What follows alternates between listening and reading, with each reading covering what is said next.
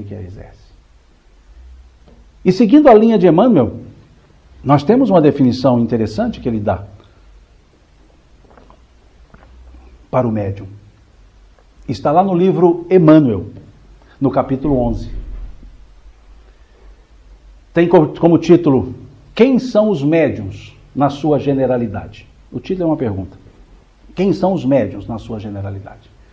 E Emmanuel responde: os médiuns, na sua generalidade, não são missionários na acepção comum do termo.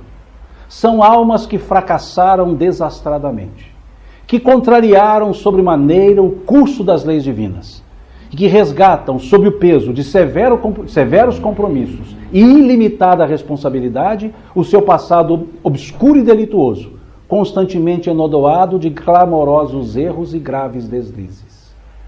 Alguém é médium aqui? Deixei de ser, né?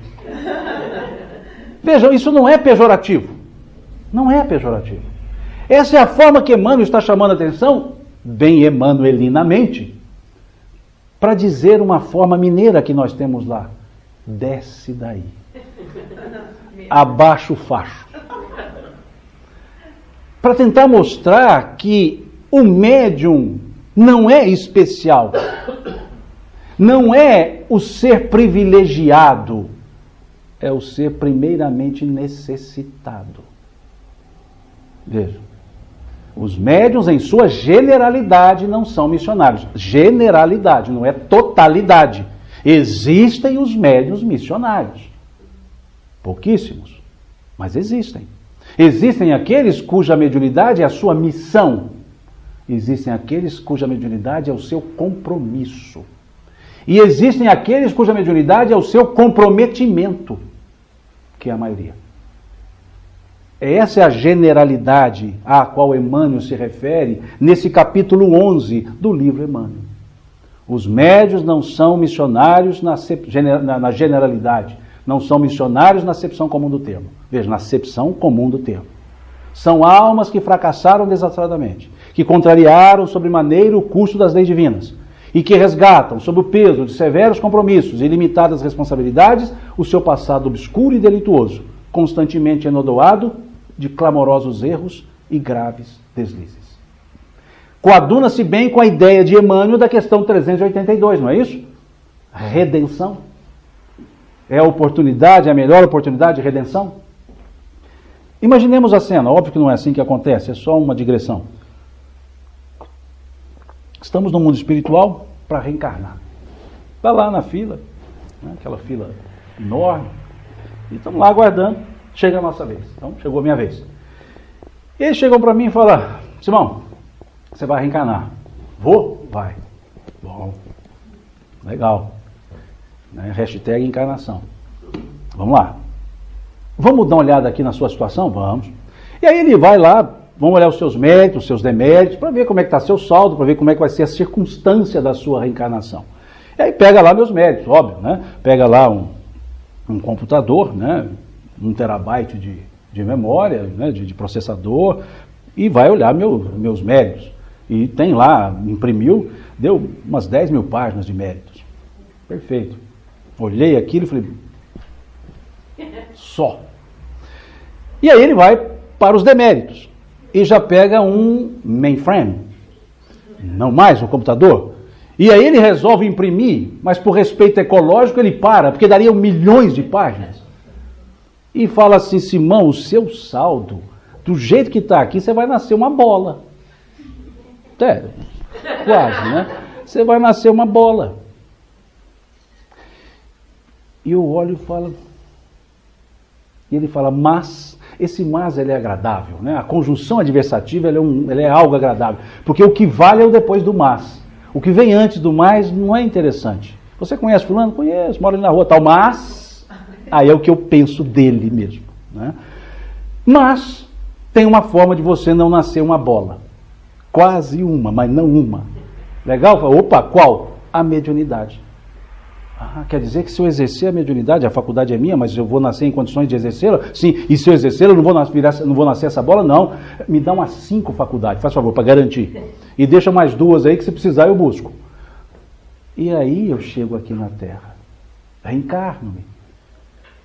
Com a mediunidade, com um comprometimento mediúnico. Não com compromisso. Comprometimento. Ela foi usada como comutação de uma bola para a mediunidade. E aí, se eu não exerço, o que começa? A bola começa a aparecer. E se eu não exerço? Veja, comprometimento. Por isso, alguns médiuns, não exercendo a faculdade, têm dificuldades. Outros não. Porque outros não têm o comprometimento. A mediunidade foi uma opção. Outra também foi, mas uma opção comutativa. Mas para aqueles outros não. Você não teria por quê, mas eu gostaria de. E aí são compromissos. O comprometimento tem o compromisso. O compromisso nem sempre tem o comprometimento. Então muitos dizem, mediunidade traz problemas. Não, não. A mediunidade ela nunca traz problemas. Ela evita problemas. Mas para aqueles que têm comprometimento é o não exercício que traz problemas e não a mediunidade. Porque foi comutativa. Agora, para outros não exerce, daqui a pouco exerce. Vão se comprometendo daí para frente. E aqueles outros são missionários. São os que assumiram e desenvolveram o trabalho. E muitos nem sequer dizendo-se médiuns. Os fenômenos acontecendo e eles se escondendo. E eles se resguardando, melhor dizendo, não se escondendo, se resguardando. Porque era a utilidade do que ele possuía que deveria ser vista, e não quem fez. Como Cristo, curando o leproso. Vai e mostra-te ao templo. Mostra-te que estás curado, mas não conta quem te curou. E quantos se colocam acima da própria mediunidade? Quantos, no trabalho mediúnico, querem se mostrar mais do que são e querem que suplantem eles mesmos a própria mediunidade? Não entendendo que estão ali para redimirem-se. Não entendendo que estão ali por comprometimento. Que deveriam agradecer como necessitado e não como aquele missionário inatingível, inalcançável. No exercício da mediunidade, nós temos que fazer como João Batista fez com Cristo. Quando ele atende ao Cristo, o Cristo sai. João vira-se para os seus dois discípulos, naquela época André e Tiago, e diz a eles, é necessário que ele cresça e eu me diminua, disse João. Um exemplo de humildade. É necessário que ele cresça e eu me diminua. E muitas vezes nós queremos que a causa que nós professamos se diminua para que nós cresçamos. E na verdade nós temos que diminuir para que a causa apareça, para que a causa cresça. Para que não tenhamos espiritismo à moda. A moda de um, a moda de outro, a moda de outro. E na mediunidade não é diferente. Tem um livro dos médiuns fácil aqui? Só para eu pegar a capa, a contracapa. Nós vamos ver isso. Então veja, esse é o médium. E Kardec também define o médium. Ele define o médium de uma forma que eu diria técnica. No capítulo 14 do Livro dos Médiuns, ele diz: todo aquele que sente em grau qualquer a influência dos espíritos é, por conseguinte, médium. Pode-se dizer que todos são mais ou menos médium. E também tem muitos médiuns mais ou menos também. Mas ele diz, são mais ou menos médiuns. Essa é a primeira parte da definição. Veja, genérica. Todo aquele, sem acepção de escola religiosa, sem acepção se homem ou mulher, sem acepção se jovem ou adulto, se senecto ou não, todo aquele que sente em grau qualquer a influência de um espírito, a presença de um espírito, é por conseguinte médium. Pode-se dizer que todos são mais ou menos médium. Então, nesse sentido, a palavra médium tem uma acepção genérica, lato sensu. Todo aquele, em grau qualquer. Se é um arrepiozinho ou não interessa. Em grau qualquer. Mas depois, na segunda parte da definição, ele já traz a ideia de médium para o estrito sensu. Para ser aplicada da forma específica. Ele diz, todavia, olha a conjunção adversativa de novo. Mas, porém, contudo, todavia, entretanto, todavia, tal designação, qual? Médium, não se aplica senão àqueles cuja influência se dá de maneira perceptível, ostensiva, passível de demonstração. Então já não dá mais para dizer que todo mundo é médium no sentido estrito da palavra.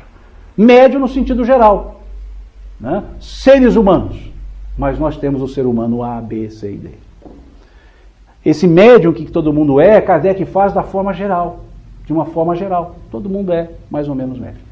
Mas ele diz, todavia tal designação não se aplica senão àqueles cuja percepção se dá de forma ostensiva, passiva de demonstração, de comprovação. E ele acrescenta, o que depende de um organismo mais ou menos predisposto. Veja, o que depende de um organismo mais ou menos predisposto. Ou tiro mais ou menos. De um organismo predisposto. O que ele quer dizer com isso? Que embora nós tenhamos a faculdade mediúnica por espírito sermos, quando encarnados há necessidade que o nosso corpo, a nossa organização física, a nossa organização biológica esteja em condições que permita eu me exteriorizar ou interiorizar. Por isso nem todo mundo é. Por isso aquela ideia de, então eu posso reencarnar e exercer a faculdade mediúnica. Porque no processo reencarnatório, nós já imantamos o corpo em condições para que eu possa exercer a faculdade. Outros há que não terão essa condição. A mesma coisa vemos no capítulo 20 do Livro dos Médiuns, quando Kardec trata da influência moral dos médiuns e diz que a faculdade se radica no organismo. Então, por isso que uns são médiuns ostensivos, no sentido estrito da palavra, outros não. Porque não tem a organização biológica para tanto. Então, embora seja do espírito, o espírito está, ou nós todos estamos, né, num corpo. E é necessário que essa relação espírito-corpo, via perispiritual, tenha as condições semelhantes para que eu possa manifestar a faculdade que eu trago. Então, por isso, nem todo mundo é médium. Por isso alguns têm a percepção, outros não. E alguns no campo da prova, alguns no campo da missão.